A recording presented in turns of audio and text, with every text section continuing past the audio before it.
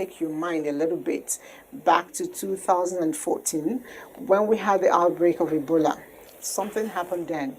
A whole lot of people were told to do saltwater therapy, and we had a lot of things that are not good happening to people health-wise. Now, at the onset of this pandemic, we also had stories. We also had advice. Of course, like I said, it's fake advice. We're told to do a whole lot of drug, including the chloroquine and all that. Some people did that, and we know what happened. It's not as if it's all over. We still abuse drugs. Beyond just the regular drugs, the illicit drugs, we still use. Now the question is, at what point does it become drug abuse? At what point do we really need, to take certain kind of drugs? What does it do to our system?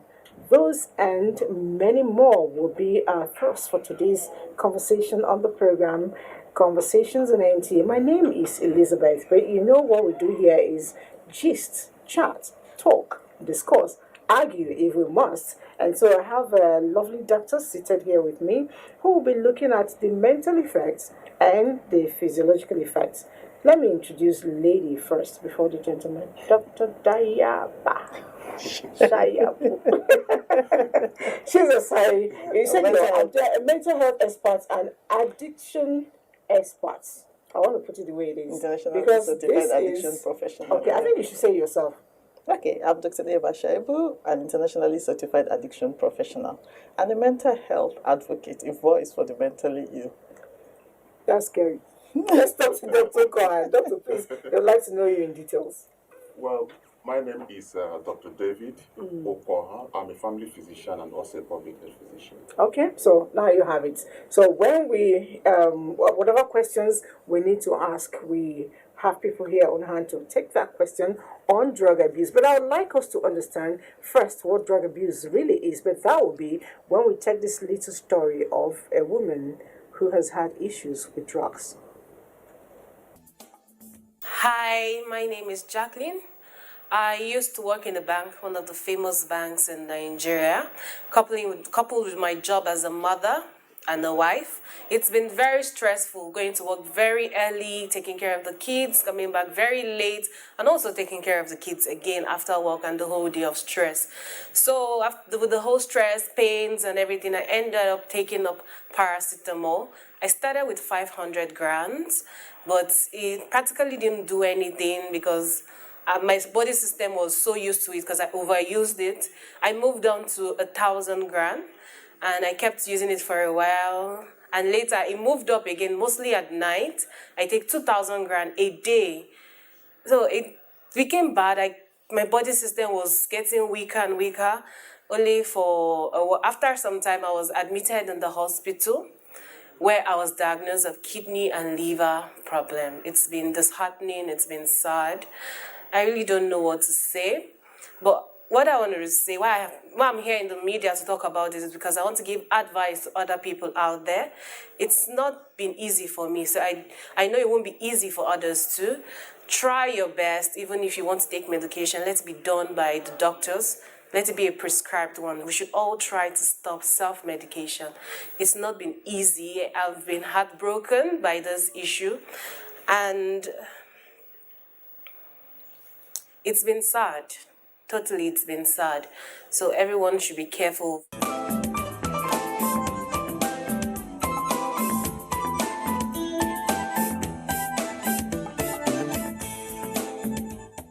Well, everyone should be careful. I'm pretty sure that at one point or the other in every one of us life, we have been culprits to Jacqueline's story. Now, this morning, a little drama happened here when the doctor walked in, Dr. Cohen. I offered him coffee. I quickly accused me. You're talking about drug abuse. And he wants to give me coffee. I said, is coffee a crime? And what did you answer me again? Because of the caffeine content. Now, my question is, at what point do we say drug is being abused? What is drug abuse? Well, before we talk about drug abuse, we have to know what is drug. Drug is any chemical substance that is taken to cause a change in any living organism. That's drug. Then when you're talking about drug abuse, you are now looking at repeated or consistent use of those chemicals to cause an effect in the body. And the effect can be in different ways. People can take it maybe to kill pain, to feel good, to feel high. People have different reasons. Or somebody might be depressed and you want to take a drug to come out of depression. Or you're worried, or you're having lack of sleep. You want to take some chemical substances, which we call drugs, to make yourself sleep. That sleep thing is actually very, very common, especially with people who are above, sometimes even 30, 40. They begin to lose sleep. Now, there's another thing we do. And Doctor, you will come in on that sleep issue because I know that's part of what you do. But I need to find out. This one, I am actually a culprit. Okay. I'm saying it because I know I'm not alone. There are a lot of people there who are like me. Doctor gives you medication, says take it for 7 days, 3 times daily. Then I'm usually very religious with the first 2 days. Of course, I begin to get better. And then after the first 2 days, sometimes I can take 2 times. And I haven't actually ever made it to the 7th day because I don't like drugs. And a lot of times, once I get well, I forget. Is that also drug abuse? Yes, I can also say it's a drug abuse in a way. Because once you don't use the chemical substance or the drug as recommended or prescribed by the doctor, that means you're abusing it. Either you're underusing it or you're overusing it, or you don't follow the timing. That means you're abusing it. Because if you're talking about drug abuse, you have different categories of drugs. Not just the prescription drugs. You also have some drugs we call the over-the-counter drugs, OTC.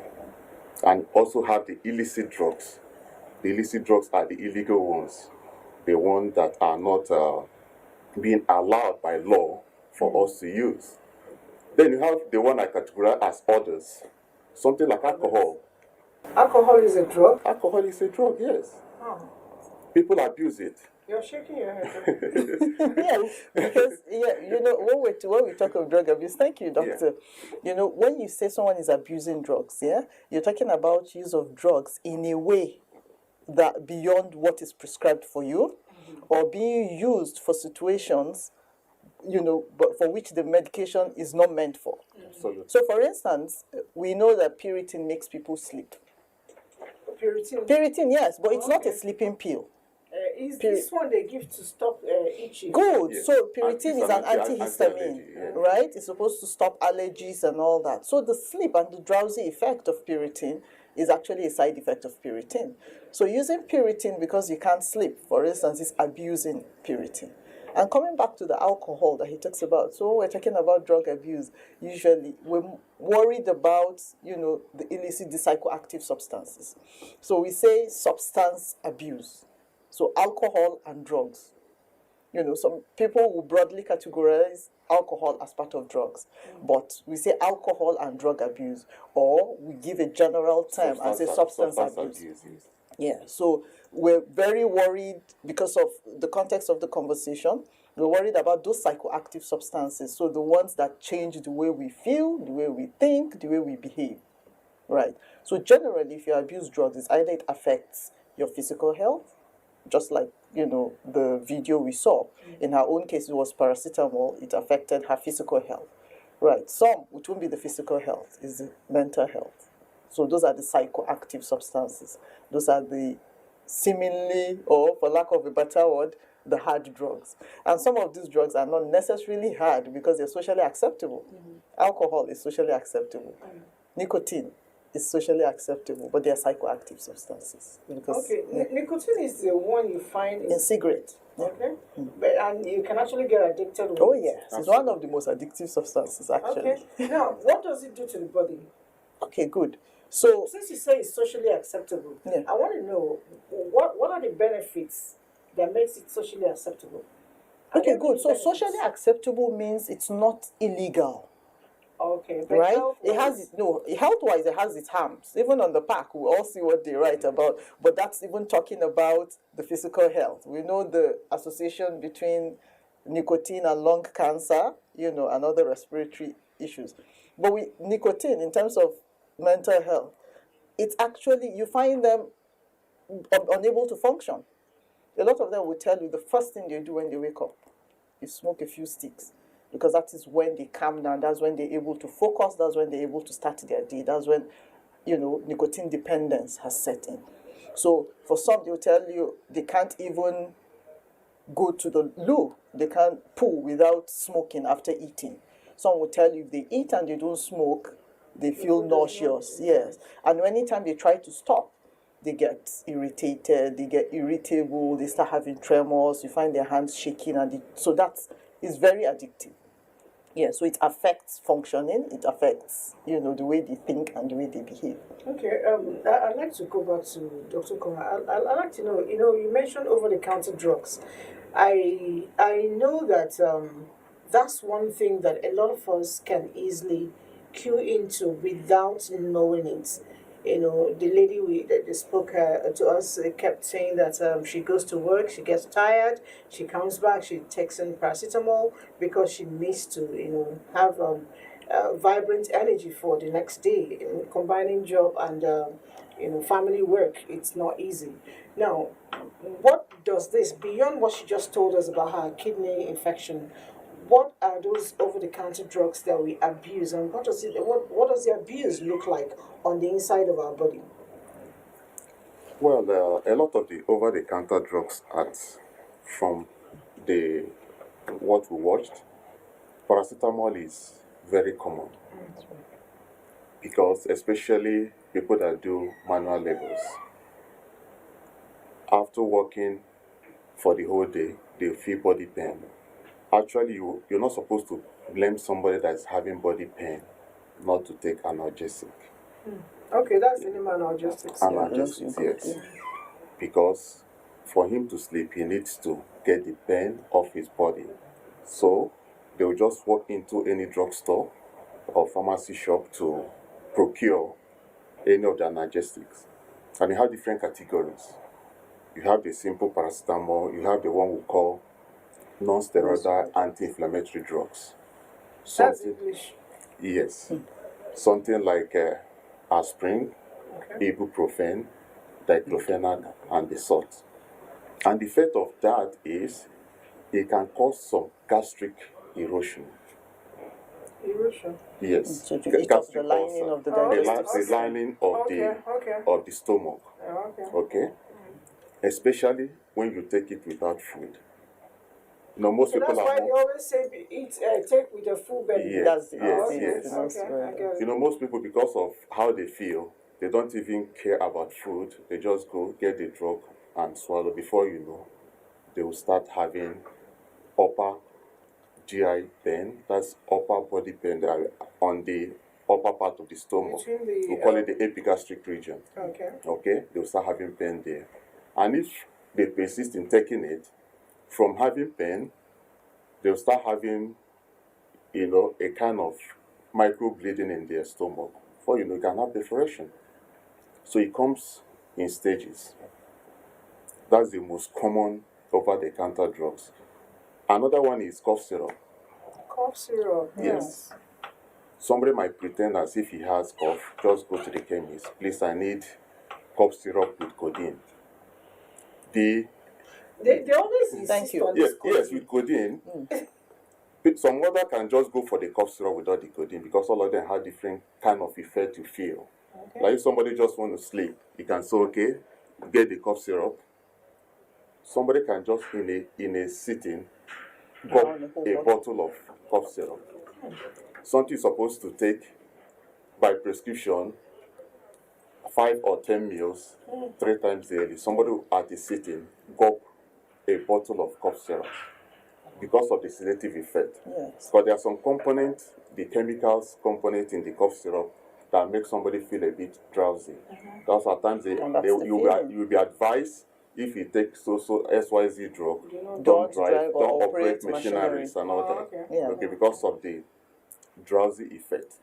So why people go for those cough syrup because of the drowsy effect that they have after taking it.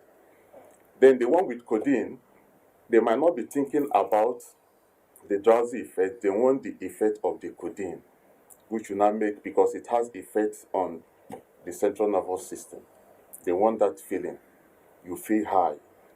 You feel on So top. You yeah, feel so on top that's the of one. the That's world. the Yeah. one they call. So people that they call it slow. That's one of Slow. the street names. Yes, of codeine. So for instance, I just want to, kind of give us is a thin line between our practice as doctors and addiction. So we're trained as doctors to alleviate pain, like what doctor said. So if someone has pain, naturally he should take analgesics. So someone can decide, okay, I'm taking paracetamol, and that's fine. Another person can advise or can tell someone else that, paracetamol doesn't work for me, just try this tramadol. Instantly, the pain goes away. Because, of course, it belongs to another group of analgesics or painkillers called the narcotics, the opiate, analgesics. And those opiates actually belong, they're in different categories. That's where the tramadol, the codeine, he's talking about the penta, the injectables, morphine, so those, they act on the opiate receptors. And those opiate receptors, anything that activates the opiate receptors induces sleep, it makes you feel good, numbs pain.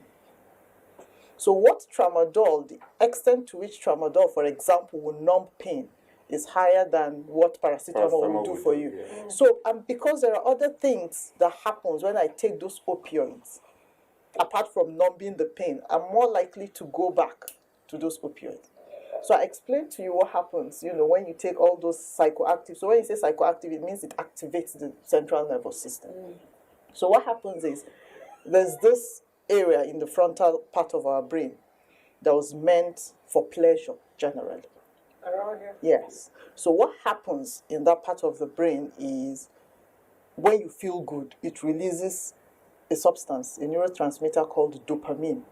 So that's what happens when we eat that meal or we take that drink that we love, and that's what makes the difference between me going to Mama X's restaurant and Madam Y's restaurant, because her food, when they say they enter brain, is dopamine, is the amount of dopamine that is released. So that center is responsible. And why did God create that center? For us to enjoy life, eating, drinking, and sexual activity. So the difference between the everyday activities and psychoactive substances is that, I just use numbers just for us to understand. For eating food and taking drinks or engaging in sexual activity, if the brain releases, let's say, 500 bubbles of dopamine, if I take a psychoactive substance like codeine or tramadol or Indian hemp, the brain releases it in millions and billions. So the same way I will eat the shawarma that makes me, Hi. yes, I'm unlikely to go back to the other one that it doesn't taste as nice. So the same way, if there's something that will release millions of dopamine and make me feel really good, why should I be wasting my time engaging in activities that will just release 500?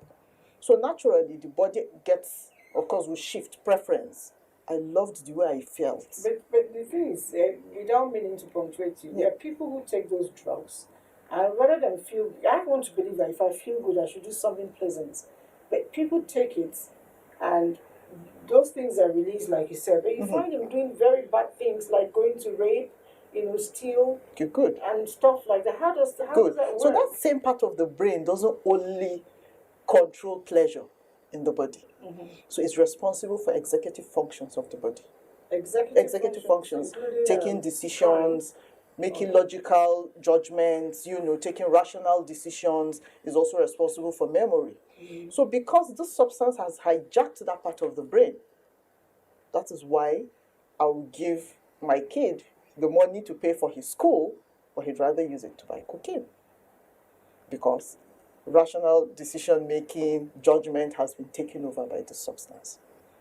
All he's thinking about at that point is go. So we call it also the go pathway. All it's telling you is go take, feel good, you go down, you know. So before you can even make a diagnosis of addiction, you know, there are criteria.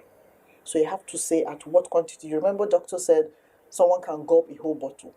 Some people actually start from, I actually went to complain legitimately that I had cough and I was given cough syrup. And I found out that when I took that cough syrup, I actually slept very well. Then it becomes, at the weekend, I've had a long week. That cough syrup, let me just use it to shut down during the week.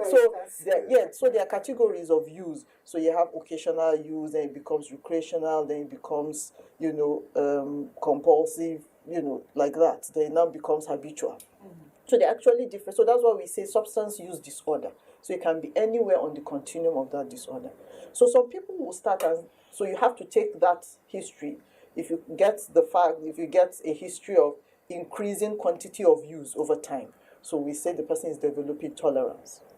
So they will tell you that I started with sometimes it used to be just weekends.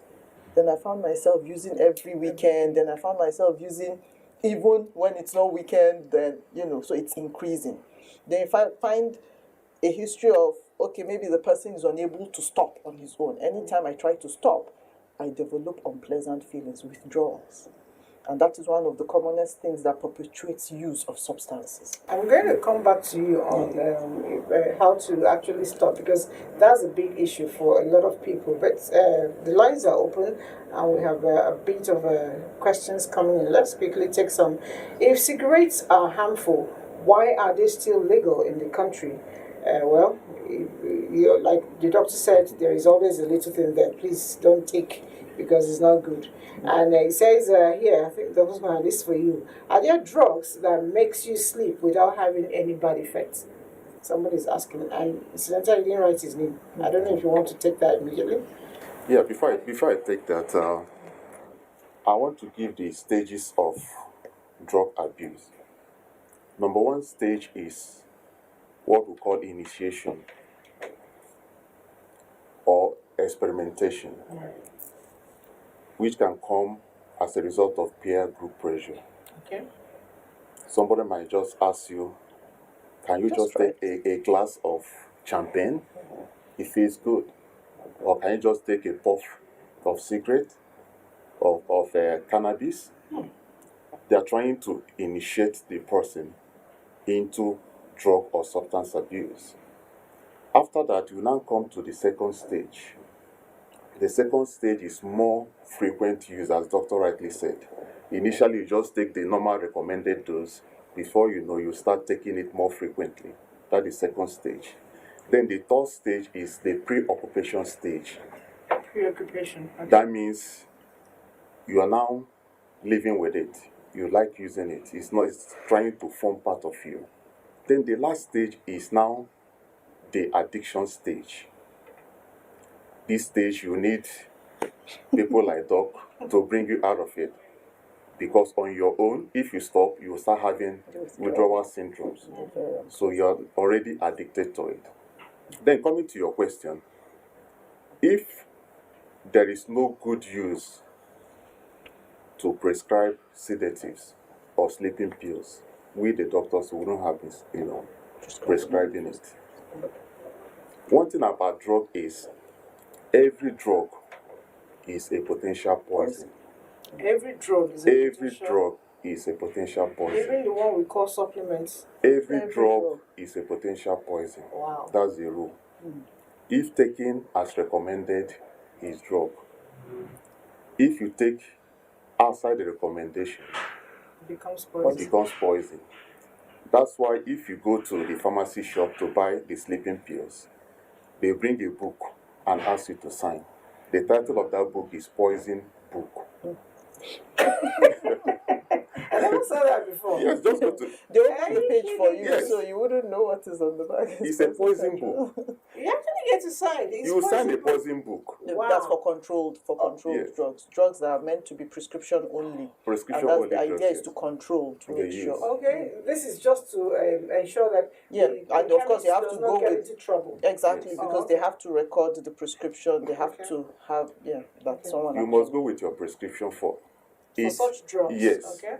To be dispensed. after dispensing the drugs, they will now bring the poison book.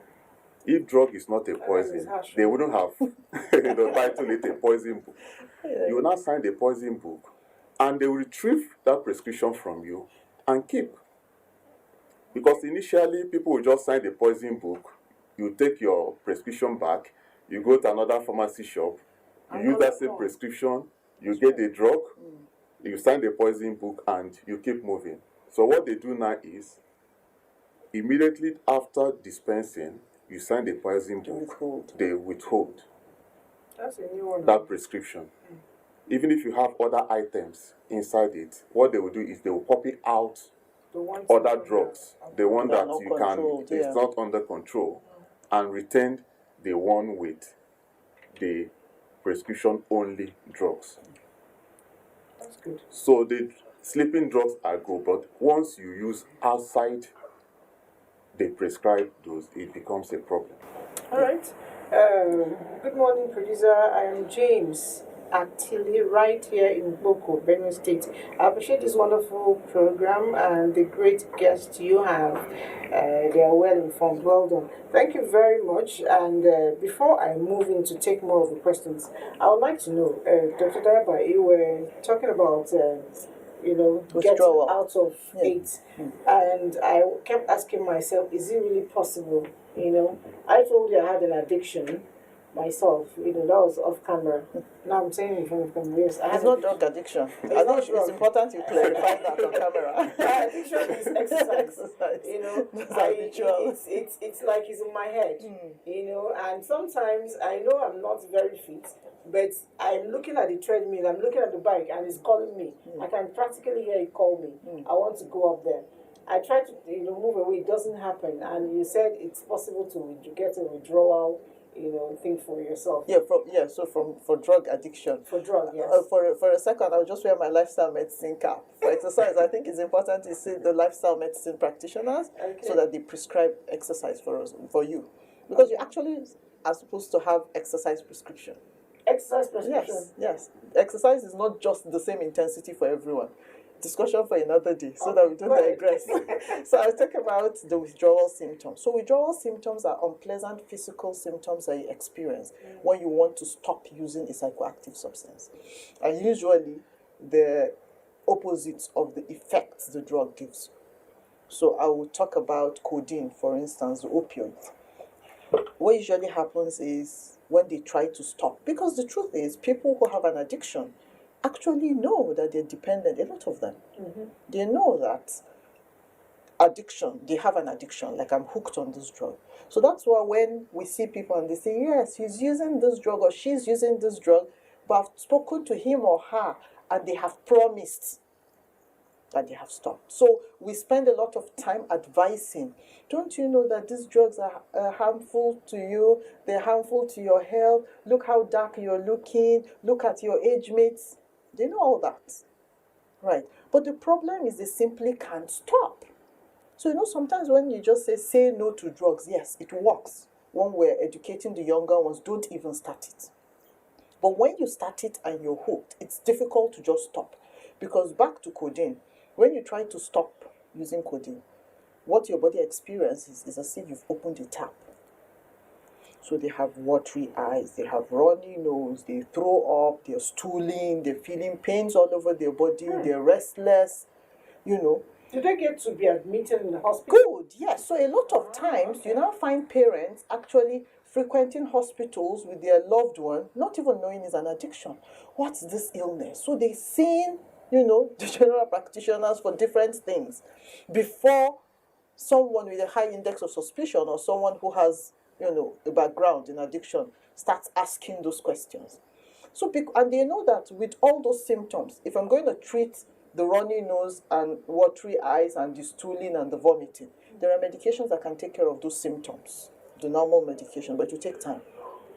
Once that person takes that codeine, it just stops. So that's what perpetuates the cycle of addiction. So it just keeps, I try to stop. I'm feeling unwell, then I take it. Then the symptoms go away. Then, do you understand? So that's what happens. So what happens is, at that point, if you're able to just get someone to start treatment, you comfortably and medically take care of those physical symptoms.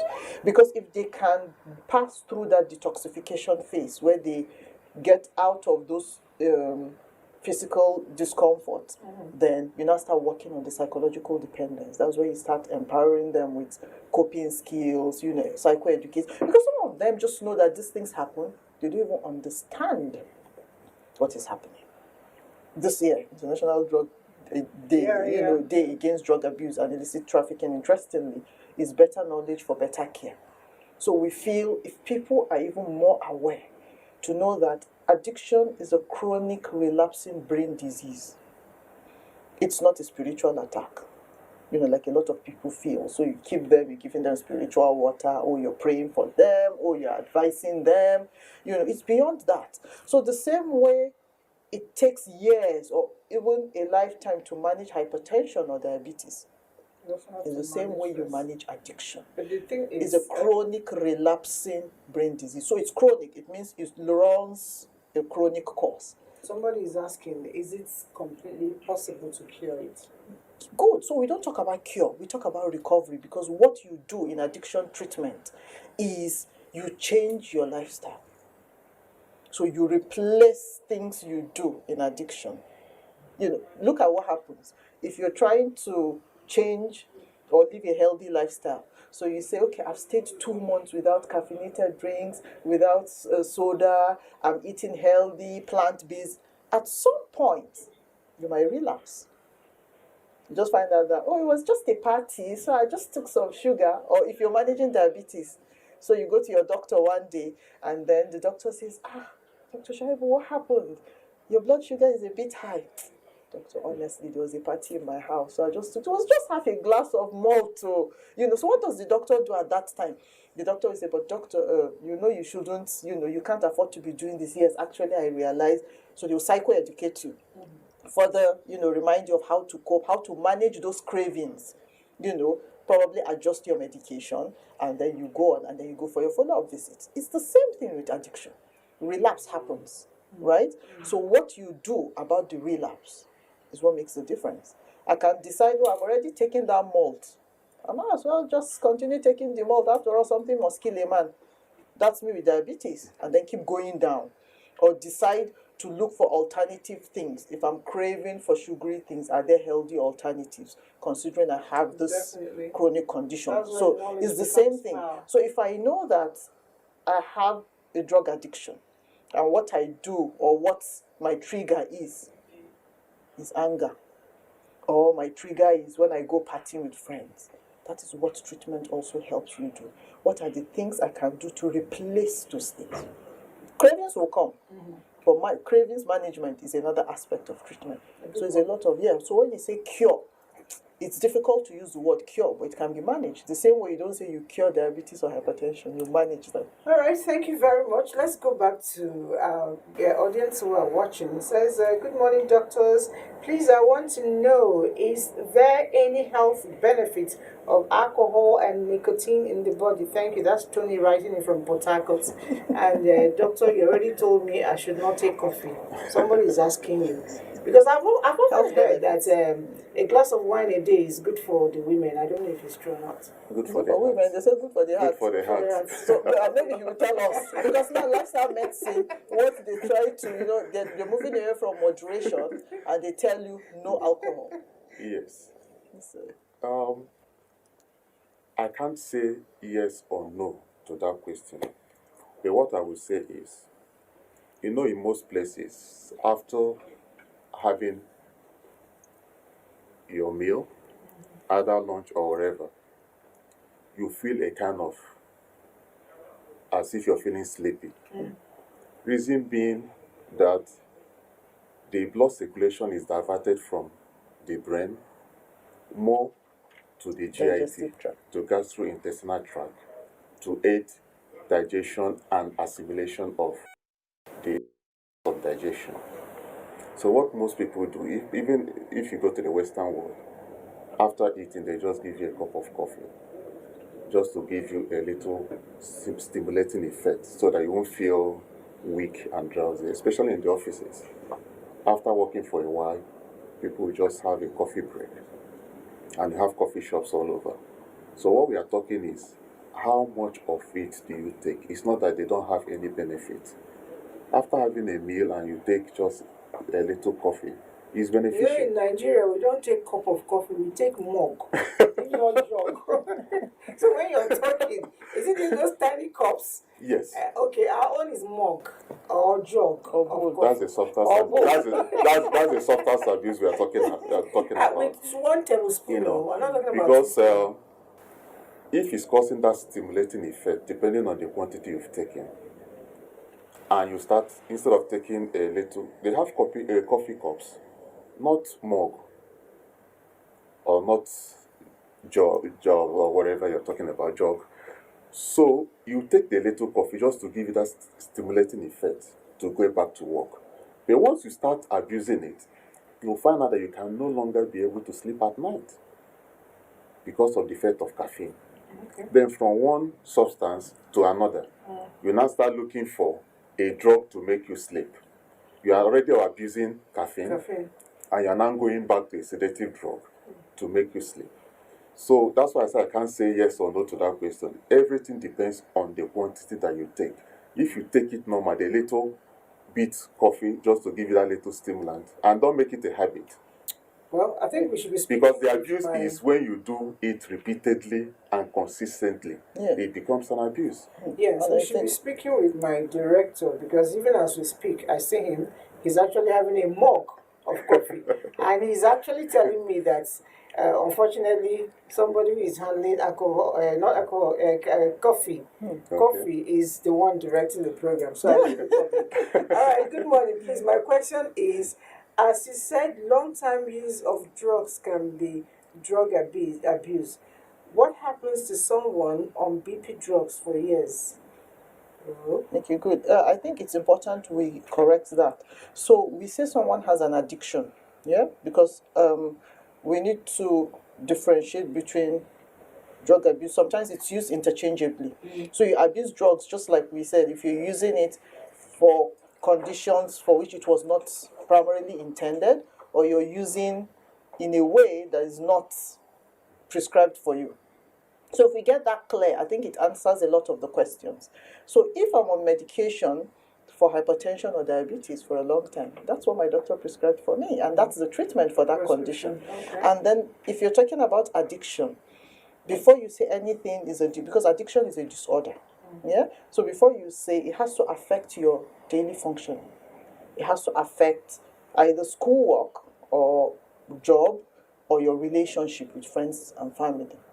And if you look at addiction, you see that it fits into this thing. So we have tolerance, you have cravings, you have withdrawal symptoms, you have problems with the law. So these are the things we rule out when we're doing an assessment. Has this person ever had an interface with the law enforcement? So you find out that, oh yes, there was a time I was just sat in a place. I wasn't using, I was just in a place where people were using and the police came to raid. That's already a contact with the criminal justice system. Or you find out that, yes, sometimes because I take this drug, I find out that I oversleep, so I go late to work. It's already affecting my occupational functioning. So if these things are affecting your occupational functioning, relationships, and it has all these other criteria, then you're talking about addiction. And depending on how many of the criteria you meet, it categorizes it into mild, moderate, and severe addiction. So to answer that question, if you're taking your medication as prescribed, it is not. Yeah, it is not. Yeah. All right, so we will be continuing with this topic, and the guests will still be in the house. But for now, let's take a little break. We'll be right back.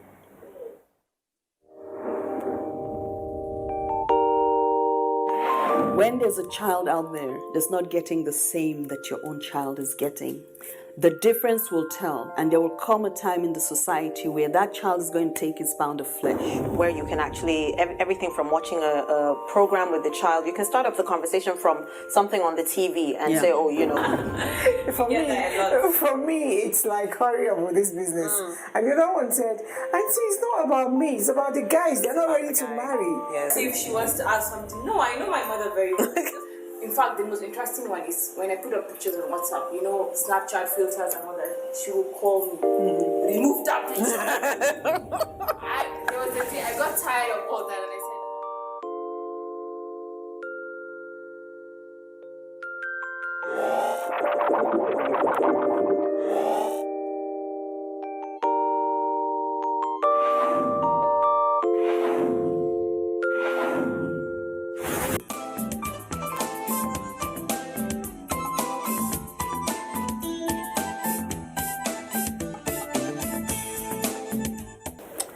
right, if you're just joining us, you miss a little bit of the show. What we just have, because we're on the last lap, and we're talking drug abuse.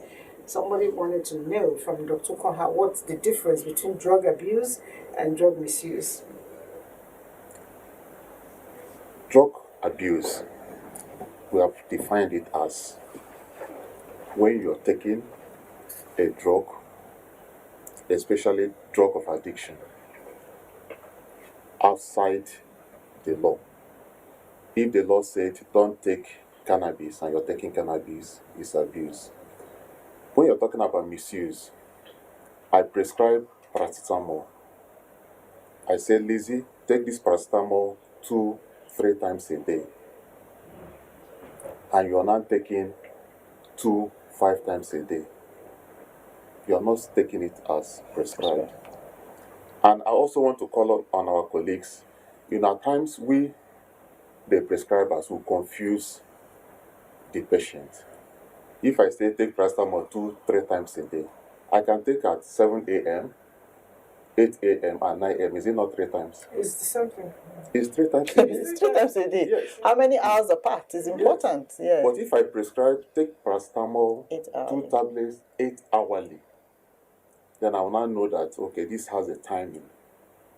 I will take at probably by 8 a.m.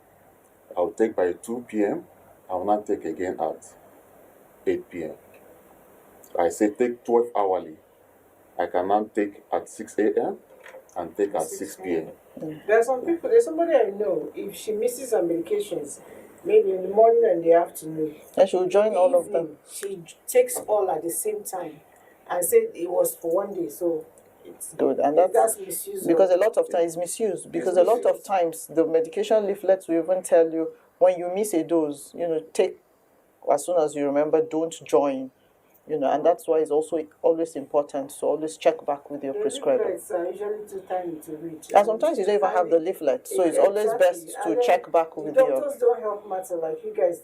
The way you write, I think you write Spanish. We write for the pharmacist. Not for you. The pharmacist will not tell you. No, but a lot of times The when pharmacist, people say that, they don't just dispense, they also tell you how, they educate you how to use it. yeah, and that education is actually supposed to start from us. That's the truth. So we should always try to educate the patient at that point. Then pharmacists will psychoeducate. And just to add, when people say doctors' writings are not very legible, it's because a lot of those things are not English actually. So even if it is And legible, abbreviations. yes, the abbreviations. A lot of them are in Latin. Like when I write QDS. It's not English, but if the pharmacist sees that, they know that means 6 hourly, 4 times a day. Okay. Now, there's another thing I often observe with people. Some, I don't know if it's drug abuse. When you're asked to take a particular drug in a particular manner, some don't like to swallow drugs. We put it inside our EBA. Is that also a misuse? Mode of taking. There are some that, the medication has specifics. They'll tell you don't crush, don't chew, but there are some that it doesn't matter. There are some that is taken with food. With mineral or with any beverage instead of water. There are very specific ones that they will tell you take with a lot of water. For instance, I see forwarded messages. I honestly can't. I think I'll leave that for the medication people, the pharmacists, and all that. I don't want to comment on that, whether it's better with water or better. But coming from the lifestyle medicine background, we always know that water is the purest form. Because those things have other things. They have sugars and all that. So I think it's safest to just take. All right. Thanks for the enlightenment. Please, what of a person having nausea in the body? I don't know whether, and keeps talking to himself. Oh, okay. And keeps taking self-medication. What is the advice? Okay, good. Do you have for that person? Okay. That's interesting. Yeah, because some people actually get dependent on drugs because they're trying to mask some symptoms of mental illness that they're having. So you find out that some people come and we're managing them for what we call dual diagnosis. So there's a mental illness and there's a substance use disorder. Right. So while you're evaluating and assessing them, you want to know which came before which. So you find out that oh, okay, I've actually been hearing voices. I hear these voices. I just keep running commentaries. As my day, as I'm waking up, it's always there, or I see things. But I feel a lot better. Those voices go away when I take certain substances, or maybe when I smoke weed. Right? So you find out that the person was using the psychoactive substance to self-medicate because he didn't understand what was happening, but he just knew that the first time he smoked weed, those voices went away and he felt better. Some people are trying to cope with things like social anxiety. They're unable to party, they're able to sit down and have conversations with friends. But when they take a shot of codeine, I had a little girl, very pleasant girl. She'll tell you, doctor, I can't sit down to have a conversation. But when I take a shot of codeine, in her words, she says, doctor, I feel like a diva. I can model. Yes. She tells me that I feel like a diva. I can actually go on a runway and model. So it's difficult because she's trying to cope with her social anxiety. She's now dependent on codeine. So that's dual diagnosis. There's a, mental health issue, and then there's the addiction. So you have to deal with that. So if you focus on managing the drug addiction, it's just a matter of time before she will go back to it because you've not dealt with the underlying cause. Okay. And some people, it's social issues. For instance, rape. Someone is trying to cope with this traumatizing thoughts. My daughter was raped or I was raped.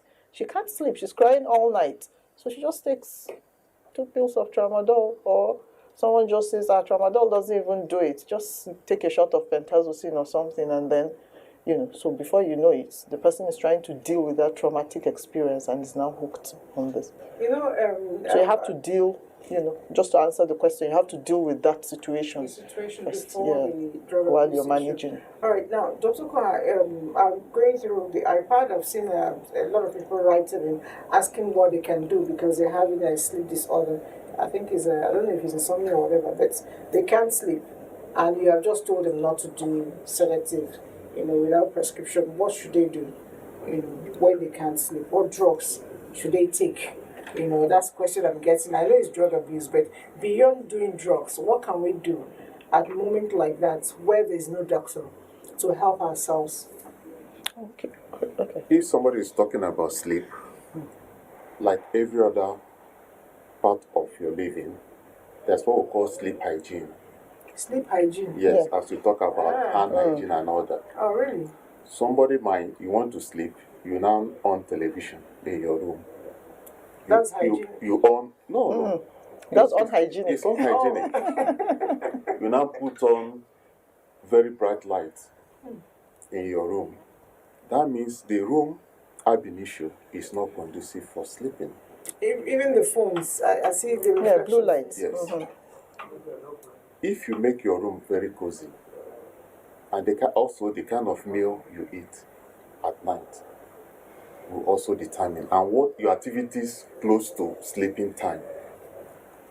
If you take a lot of Coke, you take coffee, you take cola nuts, and other substances, will you be able to sleep? So your activities close to sleeping time is also very, very important, very, very crucial. How you manage yourself close to sleeping time. Then your activities during the day. If you have like most patients have been coming to the clinic, they say, doctors, during this lockdown, I've not been able to be sleeping at night. I said, what were you doing in the day? They said they were sleeping. I said, how will you sleep in the day? I also sleep in the night. If you use your whole day sleeping, then at night you keep awake. So you try to, do a kind of lifestyle modifications. Sure. Know what to eat, know what to drink. Like you take 20 liters of water in the night. Definitely you'll be waking up every 2 minutes to go and pee. Know the quantity of water you drink, know the kind of food you eat, know the kind of drink you take, and also know how your room is. Most people, from prescription, you're not supposed to have television in your room, but there's hardly any room without a television these days. Yeah. Right. And just to add to that, a lot of people just feel sleep issue is insomnia. They're actually a whole different sleep disorders. So the truth of the matter is, it's not enough for us to say, if you don't have sleep issues, you should take this. sleep hygiene is fantastic. That's something that everyone should even practice, regardless of, whether you have a sleep issue or not, because the recommendation is to have a minimum of 7 hours and a maximum of 9 hours of sleep. All right, so our time is almost up, but I know that Friday, We start this, Friday, 26th of June is always recognized as the International Day for drug abuse and illicit trafficking. Yes, and we've been talking about that now. But in maybe 2-3 seconds each, give me your final thoughts as advice to Nigeria. Okay, yes. I would say drug addiction is a chronic relapsing brain disease. It can be caused by a lot of things. So how it started is usually not the issue. But what I just want Nigerians to know is it is a chronic condition, and we should hide less.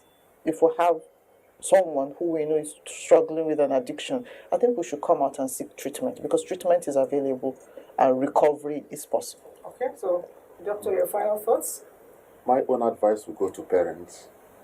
Try not to be judgmental, and try to have a confidential relationship with your wards or your children, so that they can confide in you.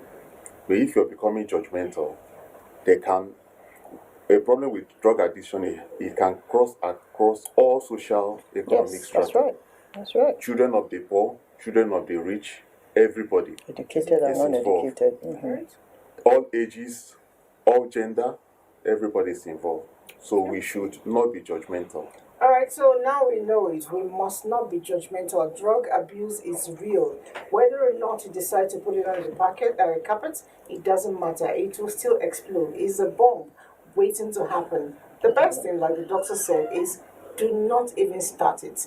Let me wrap it up there and say bye-bye. Join me again next week. Whatever you do, keep clean. And I've learned a new word. Maintain your sleep hygiene. Bye-bye.